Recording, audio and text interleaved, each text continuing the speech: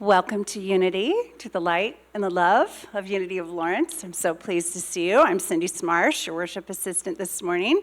And welcome to those of you online. We're so glad you're here as well. I guess you weren't as brave to come out in the storms as we were here, right? Anyway, it's good to see everybody. So in Unity, we begin everything with prayer. So let's take a centering breath and open to the divine in all of us and listen to this prayer. With full hearts and open minds, we gather today to accept the endless possibilities of peace on earth and peace in our hearts. We acknowledge the existence of pain and injustice in the world, but we also acknowledge limitless love and our limitless being. We welcome our divine inheritance as co-creators. We know that we are already standing in the light of love, of healing, and of transformation, and so it is. Amen. Our prayer chaplains are trained to hold sacred space and pray one-on-one with you. If there's anything in your heart to be held in prayer, please see Aaron Norris today in the chaplain's office after today's service. The office is right here off this platform to the right. And when the chaplains are ready to see you for prayer, they will stand right outside the door. And while you are in prayer, they will leave the door open for everyone's comfort. Our chaplains will also pray for you during the week. Just place a purple prayer request, which should be right in front of you in a chair. Those slips in the wooden box outside the office. And remember that all your prayers are kept confidential. So I have a little moment here. I would like to ask Cheryl Miller to come forward, please, for a second. We're a loving community, but sometimes gossip goes around. And this week, a little bird told me that after 5+ years of being the leader of the speaker committee, Cheryl's going to step down in that role. But Cheryl's also been on the board 400 times and done 1,000 other things for this community. And so I had a request that we give her a blessing today and acknowledge her for all of her wonderful service. So let's give her a standing O first. Yay. Thank you, Cheryl. And how about we give her a blessing now? We love you. We bless you, we appreciate you, and we believe in the divinity in you. Well, thank you, Cheryl. So many people do so many things behind the scenes, and so we just want to make sure that we're, we let you know about that and give you a chance to thank them. So thank you so much, Cheryl. All right, now let's join Holly in singing Where I Sit is Holy. And stand up to do it, right? I knew she was going to say that. Yes, thank you. Let's take a breath together as we start this song.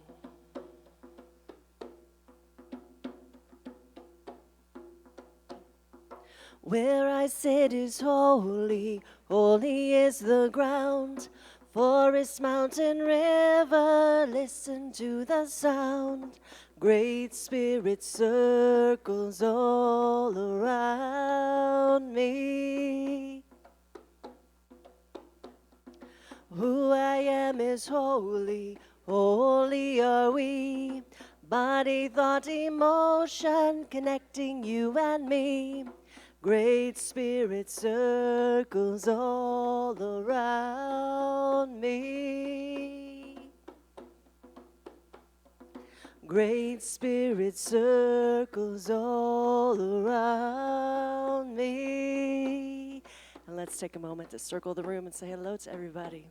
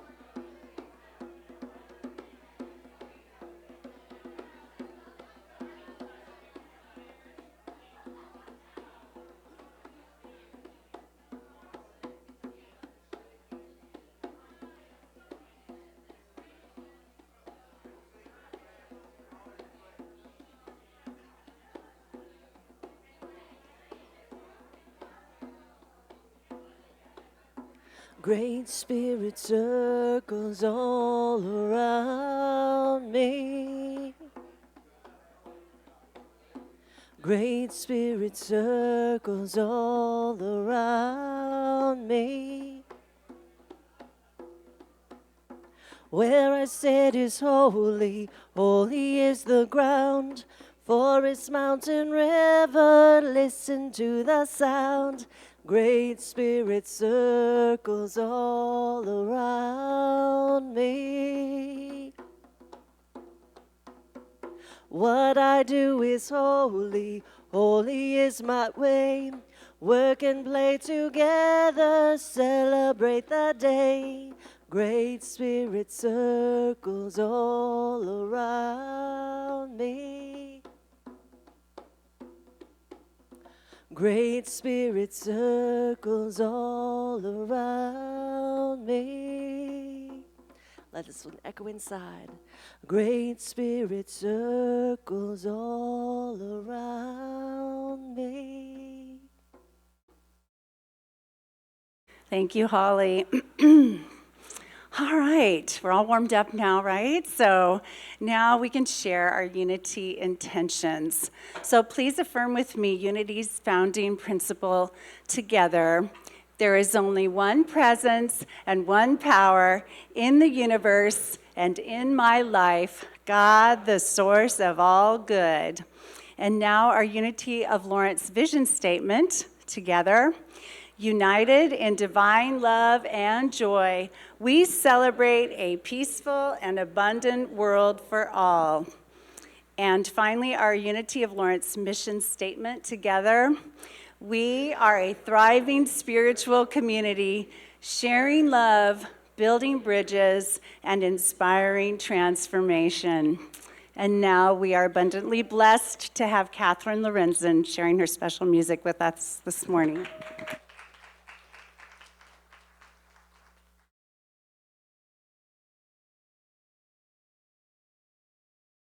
Thank you very much.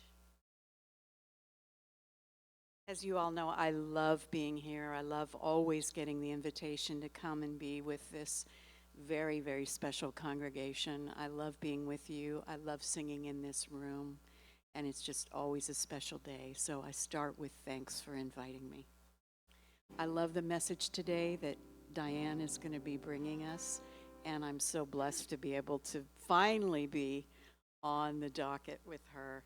And I hope that these songs will complement the message of joy and faith today. This song is called It's All in the Moment.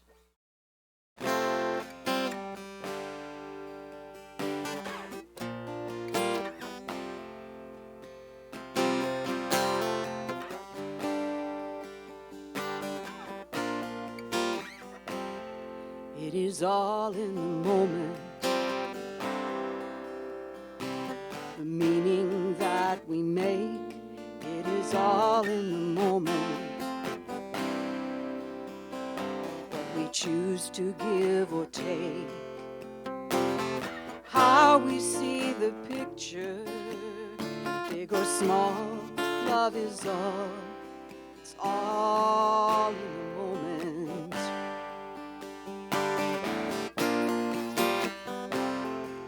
It's all in the moment.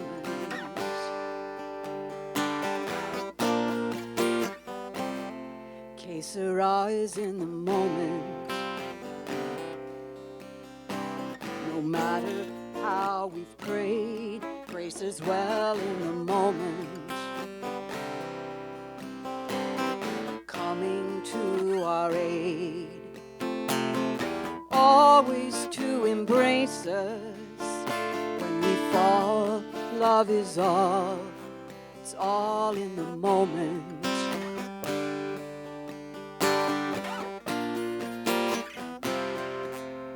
Love in the moment.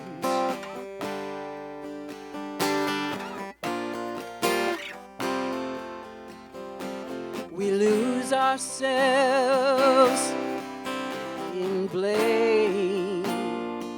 Take on the painful, covered in shame. But the kindness promises we show echo in ways we'll never know.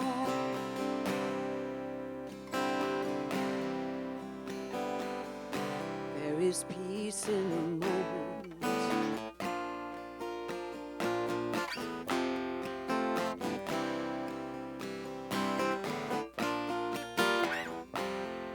There is peace in the moment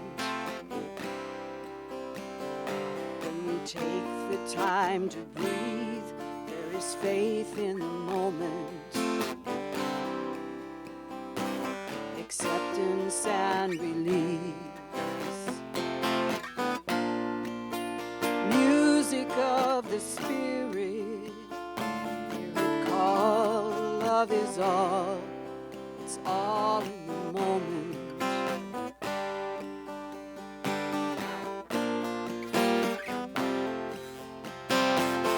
Music of the spirit, hear it call, love is all. It's all in the moment.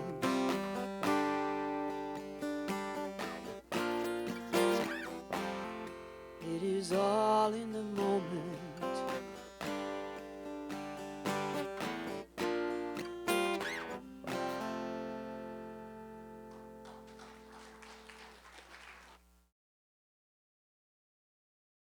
Well, thank you, Catherine. That was beautiful. All right, our speaker today is Diane Silver, and she is also a chaplain for our congregation and a Pushcart Prize nominated poet who writes a weekly newsletter called Poetry and Life, which you can find at dianesilver.substack.com.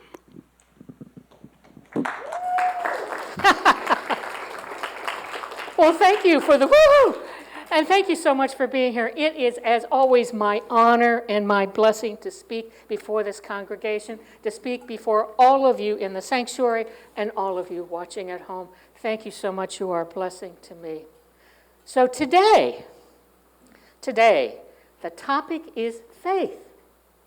That means we're going to talk about emotion, feeling, inspiration, and, of course, being audited by the IRS. I am not kidding you. I was audited by the IRS. Oh, I cannot tell you what great joy it is to get this personally addressed to you business envelope in the mail from the IRS. And you go, well, this must be a mass mailing. And you open it up, you rip it open, and you go, oh, many things I cannot say on the stage. Oh my goodness. It's addressed directly to you. It tells you the name of your auditor, and it says you have to contact that person, and you're being audited. And not like audited like they do a general review of things. Every single penny that went into and out of my account for one entire year, they questioned. I had the document. We even had a discussion over a $5 check.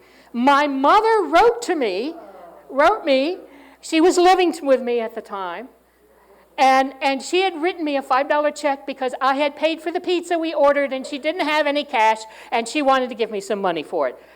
Yes, they questioned that.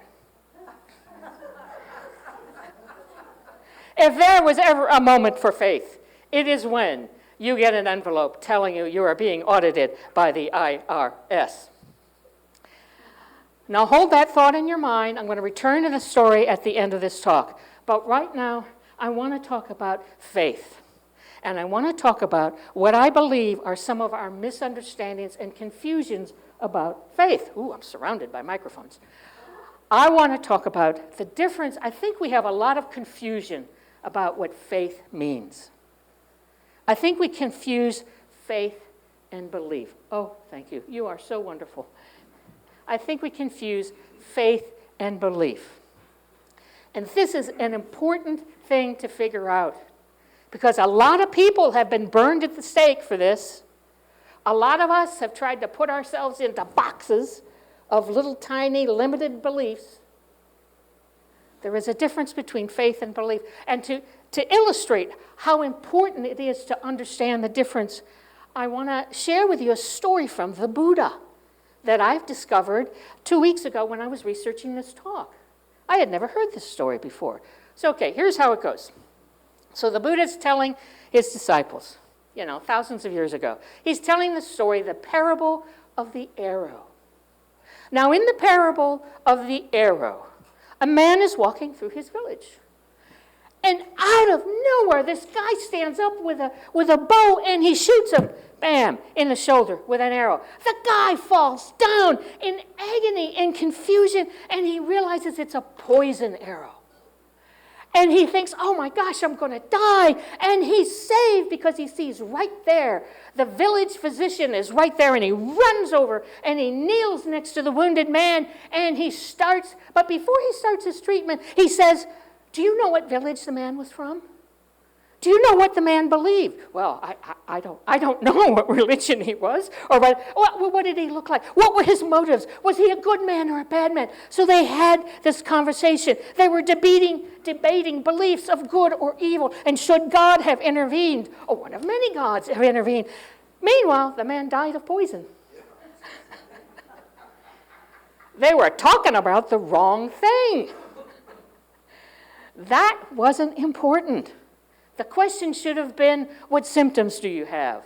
Here, let me get this arrow out of you. Does your mouth feel dry? Whatever. I don't know how you diagnose poisoning, different kinds of poisons. But they were debating the wrong thing. And when I read that story, I laughed out loud. Because isn't that what we do in our lives? We go on and on. Anyone who's ever been part of any of those debates in your own mind or with someone else, raise your hands. Yes, I have debated. What is God? What exactly is the definition of God? What exactly does it mean to be a person of faith? We confuse faith with belief, or even belief in a particular thing. I think they have a connection, but they're really, I'll explain that later. Never mind. They're really two different things. Two different things. Let me explain to you what I think faith is. I do not believe faith is a belief in something particular. I do not believe, this is just me. Honestly, Reverend Anna, you're in the back somewhere there. Hi. And she can tell us later. I don't know if what Unity subscribes to in this way. I'm a poet. You've got a poet on your stage, not a minister. I don't believe that faith isn't the same as belief. It's not the belief in something particular. I think faith is something you cannot describe. It is a feeling. It is an emotion. Now, you all know I'm a poet. I work with words. I have made my living as a writer, not as a poet, but as a nonfiction writer, for 50 years. And I have a lot of trouble finding the words to describe faith. I really have even more trouble finding words to describe my faith. But my faith, that's what I'm talking to you about today, is not the same as belief in a particular creed. It's not the same. Let me give you some examples of what are like my faith.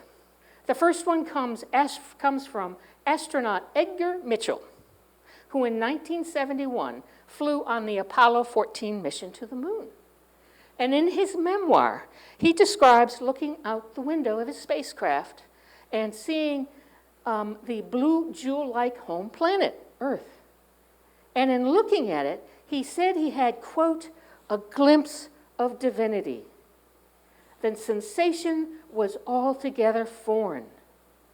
Somehow, I felt tuned in to something much larger than myself, something much larger than the planet in the window, something incomprehensibly big. Wow. Here's another quote from someone. You all know who painter Georgia O'Keeffe is? Have you ever seen her paintings? Wonderful paintings. Well, she grew up in Wisconsin and also lived for many years in New York City. But then in the 1920s, she moved to New Mexico. And we are so blessed that she moved to New Mexico because that's where her art really blossomed. So when she was 64 years old, in 1952, she wrote a letter to a friend about what it was like to be in New Mexico. Quote, that she wrote about standing alone with the earth and sky and experiencing a feeling of something in me going off in every direction into the unknown of infinity. Wow. Have you ever felt anything like that? A few people are nodding. I felt it. The first time I felt it, I was 5 years old. I was 5 years old and standing on the shore of Lake Huron. Lake Huron is one of the Great Lakes. Do not think of a lake like you know a lake in Kansas.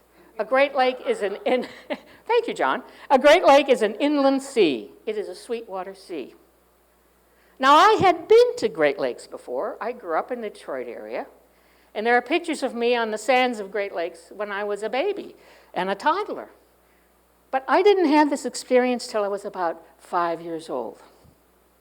And on that particular day, my family had driven up to a cabin that we were going to spend a week at for our summer vacation. My parents were fumbling with all the stuff in the trunk. We had just pulled into the parking lot at the beach at Lake Huron. My parents were fumbling with all the stuff in the trunk, getting the blankets, getting the cooler, getting everything you need to go to the beach, to day at the beach. Now, my older brother was with me. And my older brother said, "Can we just run down to the beach? Ha, ha, ha." And my parents said, "Sure." And so we took off like crazy people. We ran through, there was woods, there was a sandy path through the woods. We ran through dunes on many of these Great Lakes. There are these big sand dunes, and there's grass on top of them. We ran through the dunes, and we ran out to this long sandy beach, soft sand, rather hot. It was a hot day, kind of stung the bottoms of my feet. And then I stopped. Now, I'd been to the beach before, as I said. I'd been to many beaches, but that day, it stopped me in my tracks. I'm standing at the beach, looking out on an endless vista of waves and water. And the horizon, if you've ever been to the sea or you've ever been to the Great Lakes, there's not land on the other side. The horizon is a straight line where the blue of the sky meets the blue of the water, and there's slightly different shades. But that is infinity. And 5-year-old me, I must have looked crazy. I stood there, I'm sure, with my mouth open. And it hit me. Right then. It hit me. It filled my heart. I felt like my skin became porous. It felt like my skin became porous and I was energy. Pure energy. The energy of the world, the energy of the infinity I saw in front of me, the energy of my body were all the same. I felt awe. I felt wonder. I felt power. I was 5 years old. I was going to go to kindergarten soon. I was about the least powerful person on the planet. I felt endless wisdom and endless power. My power, because I knew in that moment, and thank God I wasn't older, that I couldn't explain it away. I knew in that moment that that power was me, that power was the infinite, that power was the divine, and I was part of the divine. And that, it made no sense, and yet it made sense. Like it made no sense to Edgar Mitchell, and it made no sense to Georgia O'Keeffe. It made sense. And I have carried that feeling with me through the rest of my life. I've written it in essays. I tried it in a short story once, didn't work. I tried it as an essay, a little icky. I put it in a poem, and it was the first poem of mine that was ever published. Maybe it works best in a poem. That, to me, at least for me, and that's all I can talk about here, I have no credentials except that of being a human being and a poet. That, for me, is the feeling of faith. It grounds me when I think life is impossible. It helps me remember I have power when I think I'm powerless. Remembering those feelings helps me know that there is more in this universe than what we can slap and touch and feel. This, I believe, at least is the core of my faith. And I've had many other moments like that since. I had one once, many years ago. Do you remember when Kelly Hunt used to do New Year's Eve dances? Oh, yeah, okay. and Liberty Hall would fill with people. And she and her band would rock out. And you would dance for hours and hours. It seemed like hours. And the sweat would be pouring off you, you know. And particularly when she played and sang the Queen of the 88s. Oh, my goodness. That is a long song, and there were a couple times when I thought I wasn't going to live to see the end. But I couldn't stop dancing. At the time I was going to these concerts when Kelly was doing them, it was, as it is today a little bit, a lot, a very difficult time for queer people. It felt like you were going to be attacked and demolished and destroyed or taken away at any time. That ballroom at Liberty Hall was filled to overflowing. You were dancing cheek to cheek, and it was a minimum half to half, straight folks, queer folks. Maybe a little more straight than queer, hard to tell. Because we were all just dancing like crazy people and enjoying it. And when that one time, several times when I was at her dances, I had that feeling. It wasn't the quiet, like the shore of Lake Huron, but it was the incredible, intense knowing that there was more than me. Her music transported me. And being with all these people, we were all dancing in unity to the music. Some of us danced better than others, but it didn't matter. We were all moving in time with it. And I looked around the room and I realized it was okay. Here we were, the people who were supposed to hate each other, dancing together. And that was also a moment of faith.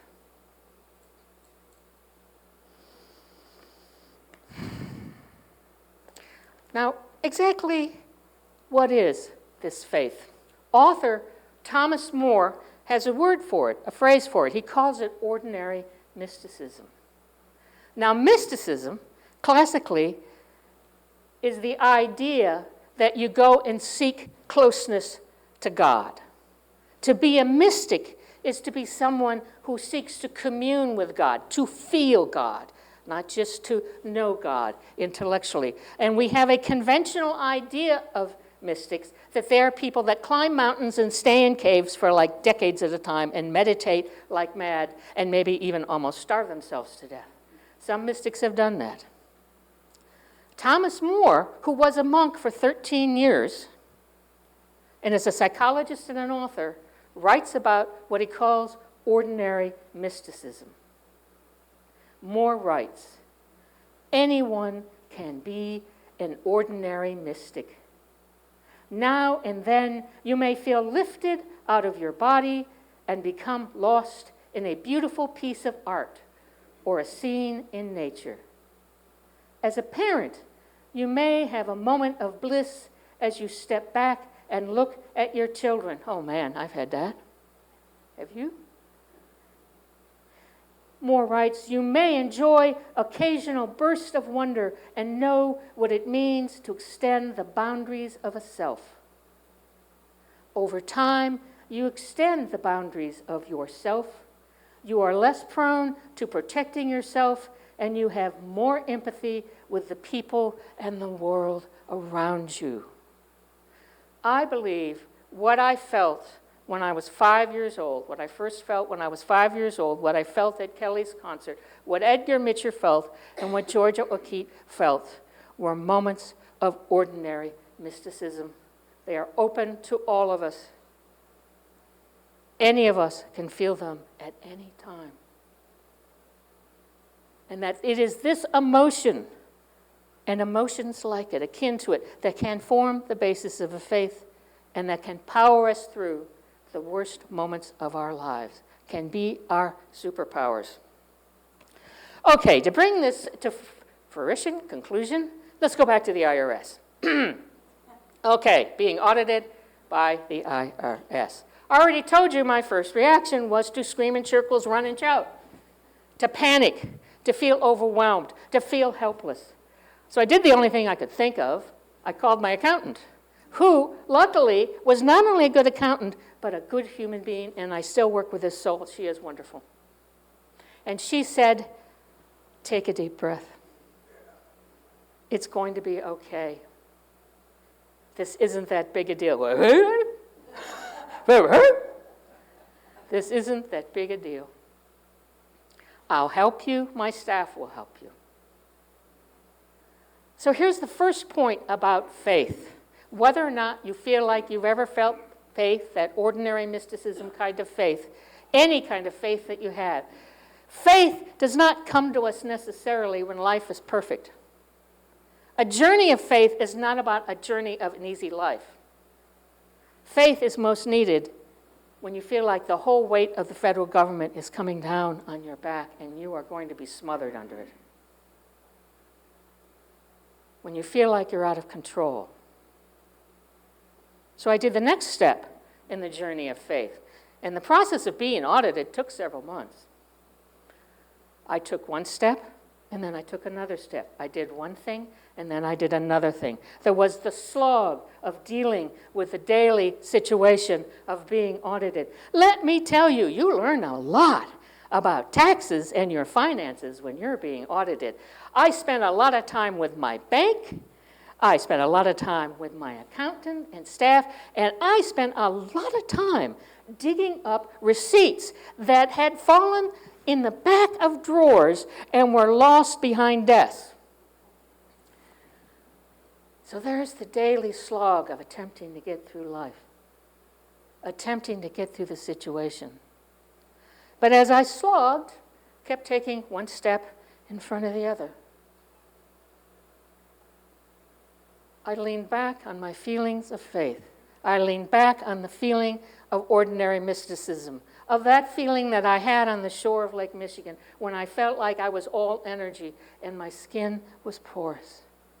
I leaned back on that. And at that time, I was also going to Unity. And at that time, I connected my feeling of faith with a belief. And in Unity, we say it every Sunday. There is only one presence and one power in my life and in this universe, God, the source of all good. Now, some of us have a problem with the word God. I've had a problem with the word God. You can call it love, you can call it the source, you can call it whatever. Now, this statement of belief, I have had a hard time saying sometimes. I come in here some mornings and I go, there's only one presence, one power in the universe, the source of all good? This isn't all good. My private life is not all good, and have you looked at the world?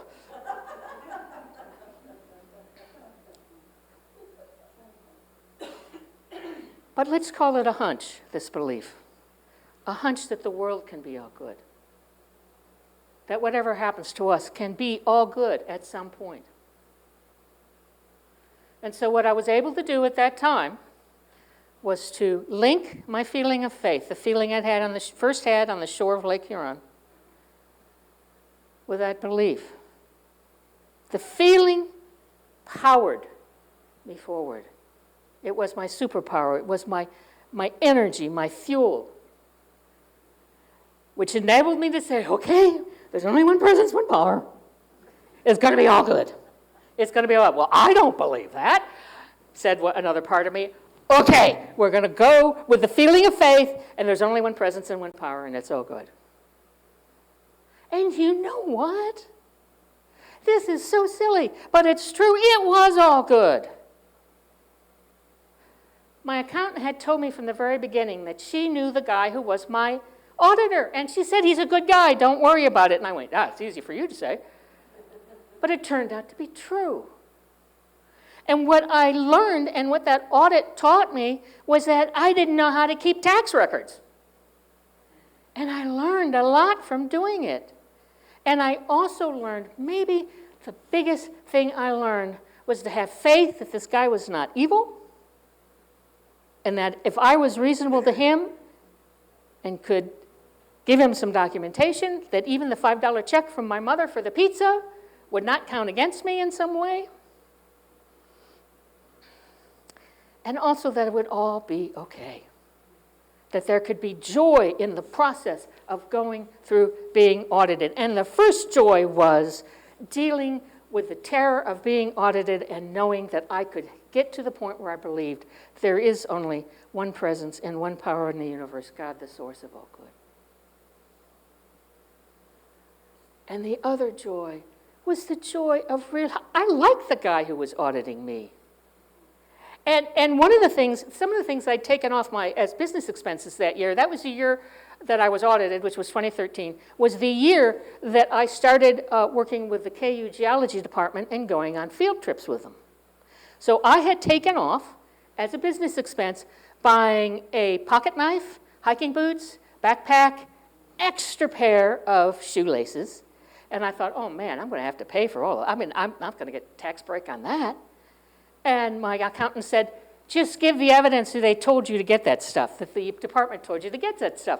So they had, one of my first trips was with them to field camp. And they had a piece of paper that they gave to all the students. You have to take this stuff to field camp. Hiking boots, backpack, extra pair of shoelaces, pocket knife. And so what I did was I took the piece of paper, this is the equipment list, I took the magazine I produced, here's the photos I took, here's the story, and he went, okay, sure, fine, no problem. Here, keep copies of that. And I learned that I could tell the truth and it would be okay, and that was a joy. In the end, I ended up paying a couple $100 fee, only because I was terrible at bookkeeping, and I learned how to not be terrible anymore, and I'm pretty good at it now.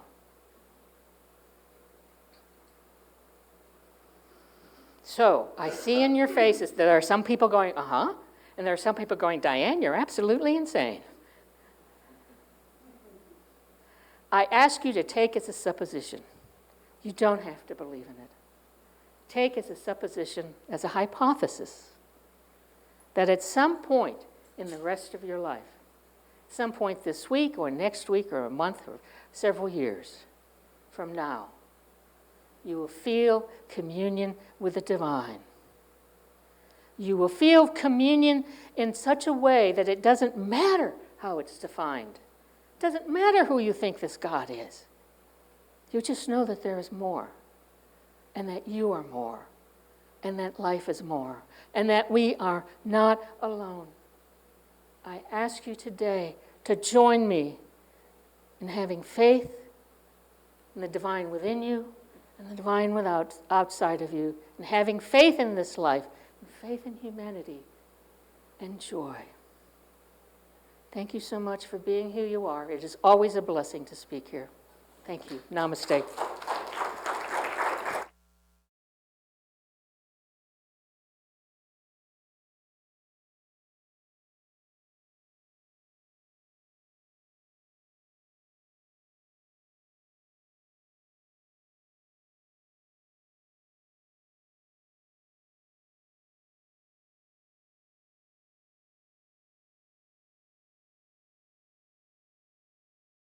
This song I wrote for Unity of Lawrence, I think maybe 4 or 5 years ago.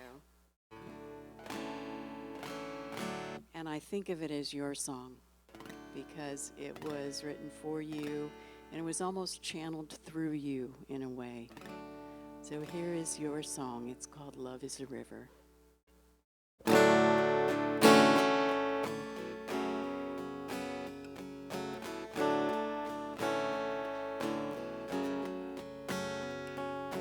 Love, love, love.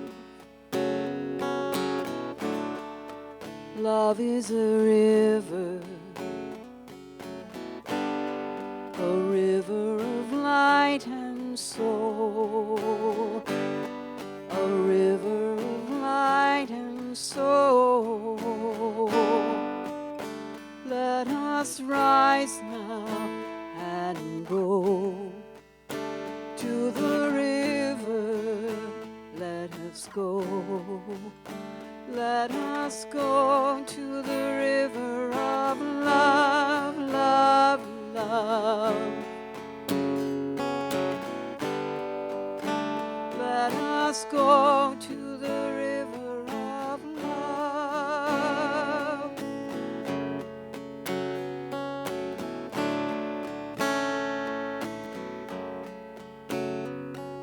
Joy, joy, joy. Joy is a river of light and soul, a river of light and soul. Let us rise now and go to the river. Let us go. Let us go to the river of joy, joy, joy. Let us go to the river of joy.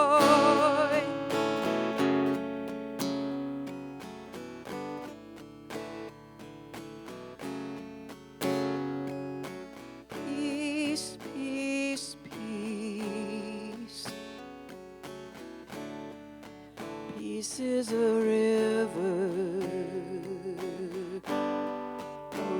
of light and soul, a river of light and soul. Let us rise now and go to the river. Let us go. Let us go to the river of peace, peace, peace.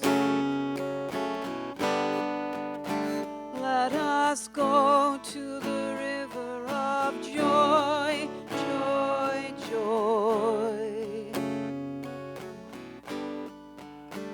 Let us go to the river of love, love, love.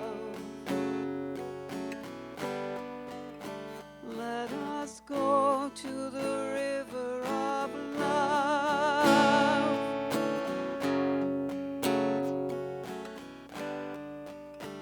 Let us go to the river of love.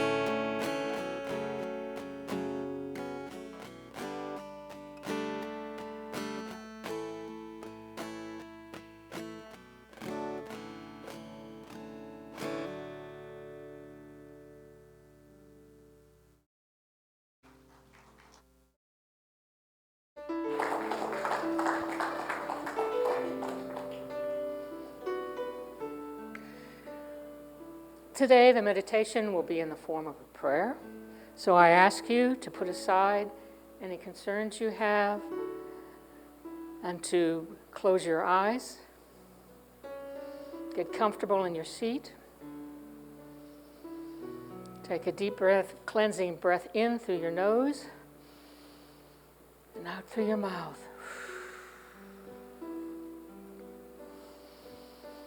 In through your nose, out through your mouth. And as we all know, a prayer is not a noun, a prayer is a verb. And as we pray, we participate in the prayer. You don't have to repeat the words with me. You just have to feel it. Allow yourself to feel that you are not alone. Allow yourself to feel that you are swimming in the river of joy. Allow yourself to feel that you are swimming in the river of peace and blessing. And you are cheered on along the shore. Along the shore are all the people who have loved you and who loved you and will love you. Is the spirit of the universe the Spirit of the divine, and however you call it and see it, the Spirit that is more than we know in this life. May we bring to us today what seems impossible. May we bring to us today, and may we feel and may we understand the power that is within us, the power to do good, to be the hands and the voice and the heart of good on this earth. May we bring to us today the knowing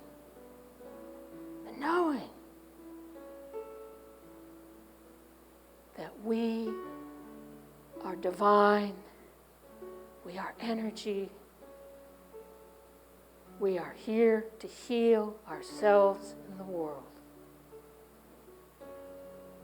And as you take these words into yourself,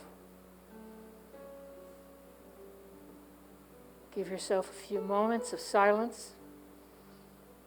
Feel what has been said.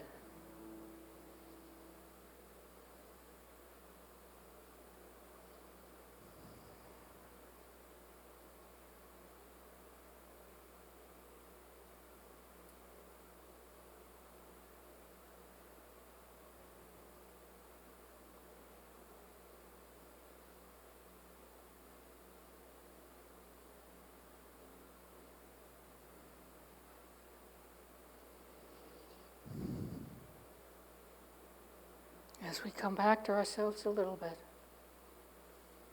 we know that we are more than we ever thought we could be. We know that this earth is a blessing, this life is a blessing, and we are a blessing also. And so it is. Amen. Open your eyes, wiggle your toes, wiggle your fingers. Thank you.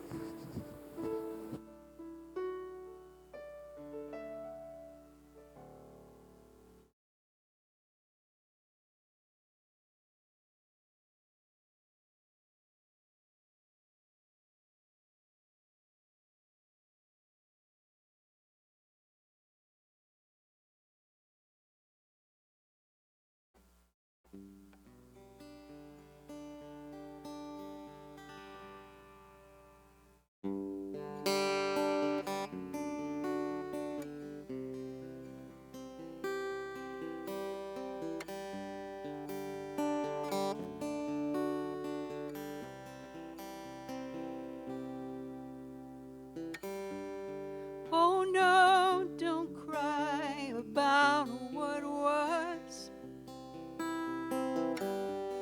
Believe that it goes the way it does. It may not all make sense. There are no accidents along the way.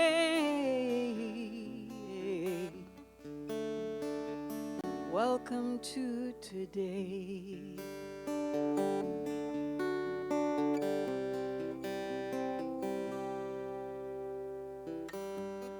Oh no, don't sigh about what's not.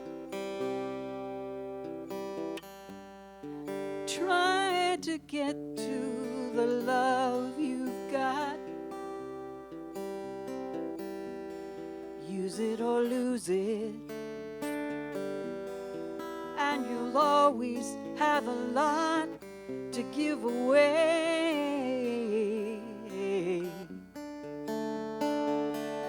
Welcome to today.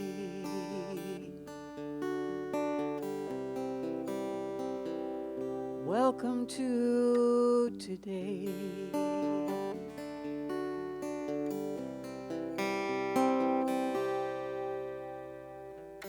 So now go forth with the love we can show. We'll only learn what we don't know. Gotta get lost and then we can come back again to pray and say,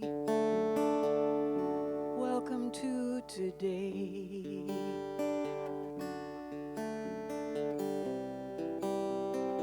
Welcome to today.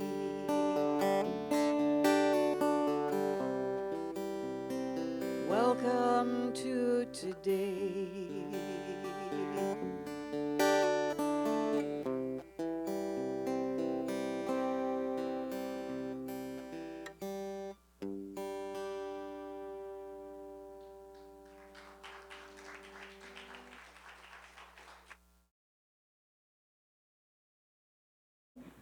Thank you again, Catherine, so much for your beautiful ministry today. And thank you, Diane, so much for your wonderful message.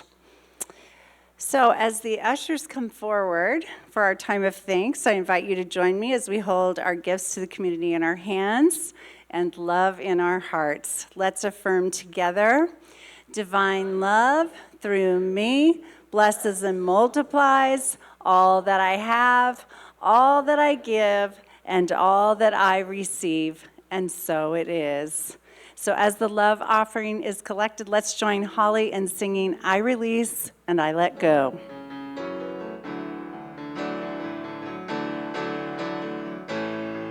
I release and I let go.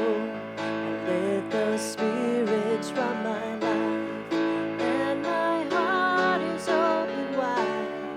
Yes, I'm only here for God. No more struggle, no more strife. With my faith, I see the light. I am free in the Spirit. Yes, I'm only here for God. I release, I let go. I let the Spirit run my life, and my heart is open wide. Yes, I'm only here for God. No more struggle, no more strife. With my faith, I see the light. I am free in the Spirit. Yes, I'm only here for God. I am free in the Spirit. Yes, I'm only here for God. Here's our prayer of thanks. Please listen. We are grateful and we bless the flow of good that supports our unity community. We stand in the knowing that the flow of good goes forth, returning again and again, and so it is. Amen. A special welcome to our guests today. We are so thankful that you joined us today. If you'd like more information about Unity of Lawrence or the Unity Movement, please pick up a welcome packet in the foyer. And now I would like to welcome our board president, Michelle Kirk, for some announcements. Thank you. Wow. What beautiful beings here and all around us. About 20 of us went last night to Unity Village to experience Reverend Darlene, Kelly Hunt, Stephanie Bland, and Paulette Pipe in Walking the Labyrinth. Such beauty in this space that spirals beyond our knowing, in and through each of us. And so, as Catherine sang in her first song so beautifully, it's all in the moment. So, one of the things I learned last night was ACE.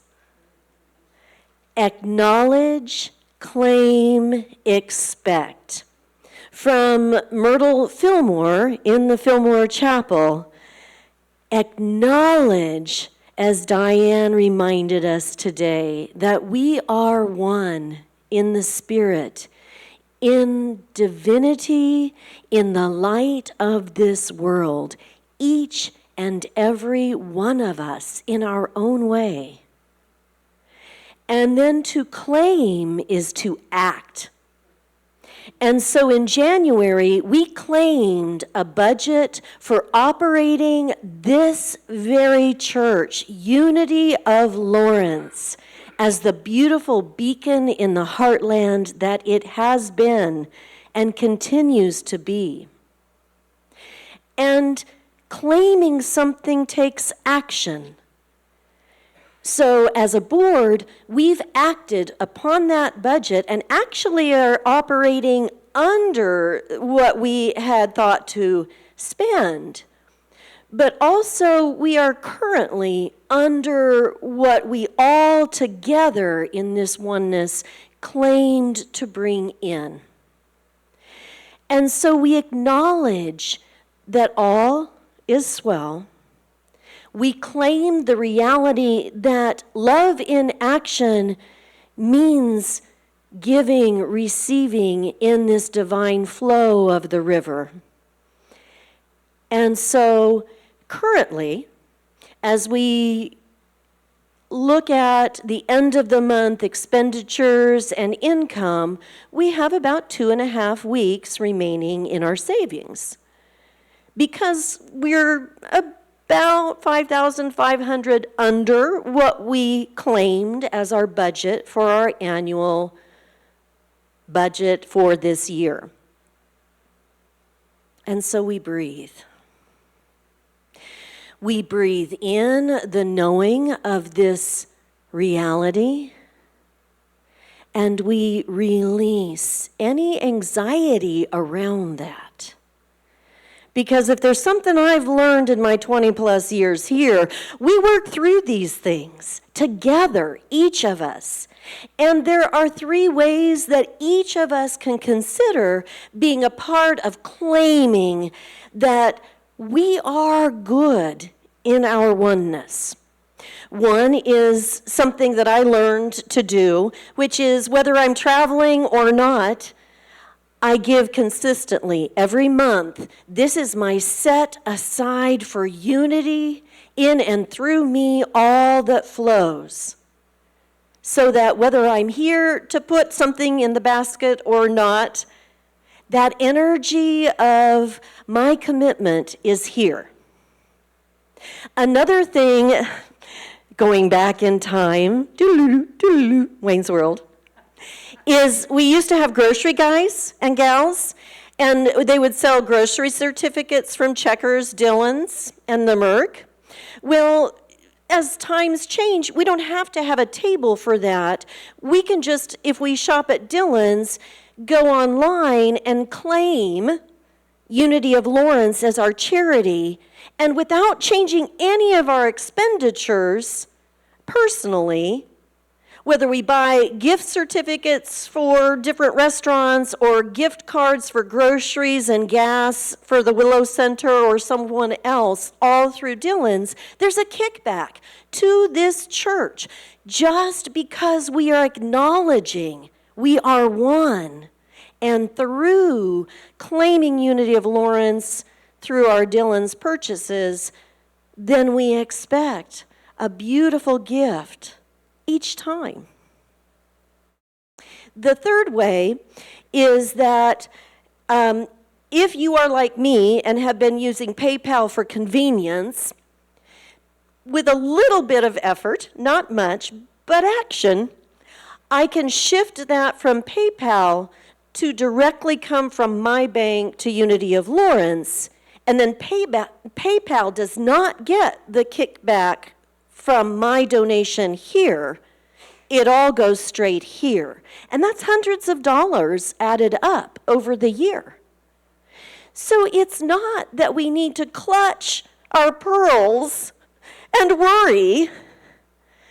We just need to release and acknowledge we are in this together, and not any one of us has to fix things, but it's up to all of us to be a part of claiming our Unity of Lawrence gift to this world, and then expect it to happen, which it does, and it will.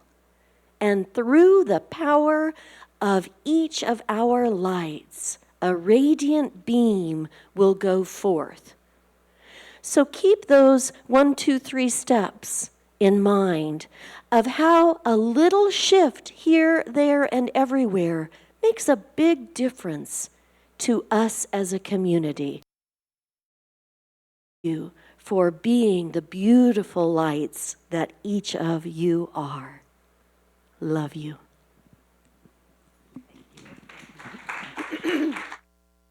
Thank you, Michelle.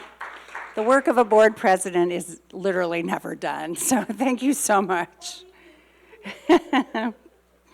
Okay, our second Sunday potluck is taking place following the service today downstairs in the fellowship hall. Please join us for this time of fellowship and delicious food, whether you brought anything or not. There's always plenty. The metaphysical explorations group that was going to meet today after the potluck with Phil has been canceled for today. He has a situation, he's not able to be here. A 3-part new member orientation class will take place beginning next Sunday, August 17th at 12:15, so immediately following services. And this class is going to be taught by Reverend Edna Mosier, and it's a prerequisite from becoming an official member of Unity of Lawrence. So please let us know if you have any interest of that by signing up on the sheet in the foyer. On Friday, August 22nd at 6:30, Phil Roger will launch our new monthly Weekend Wisdom events with a discussion entitled Finding Unshakable Inner Peace in the Eye of the Storm. Phil will share various approaches to the cultivation of the spiritual refuge, an ever-present aspect of our spirit, and love offerings will be gratefully received. We have an opportunity to provide a meal and some needed groceries for our Family Promise community on September 14th and 15th. 2 meal hosts are needed for each evening, so please sign up in the foyer if you can serve in this meaningful way, and contact Pat Phillips or Marty with any questions. And I'll say, I did this last year, and it was such a meaningful experience. It truly was. It was just a wonderful way to serve and have a close connection with some of the families being served in our community. Join us next Sunday when Jay Pryor brings us the message, Fueling the Light Within, and Stephanie Bland will be providing the special music. Other events happening this week include open meditation on Tuesday at 6:30, the men's group, including non-binary people, on Thursday at 7, and Italian class with Francesca on Friday at 5:30. You can pick up a calendar in the foyer or check our website for more detailed information. So now it's time to rise together and sing the peace song.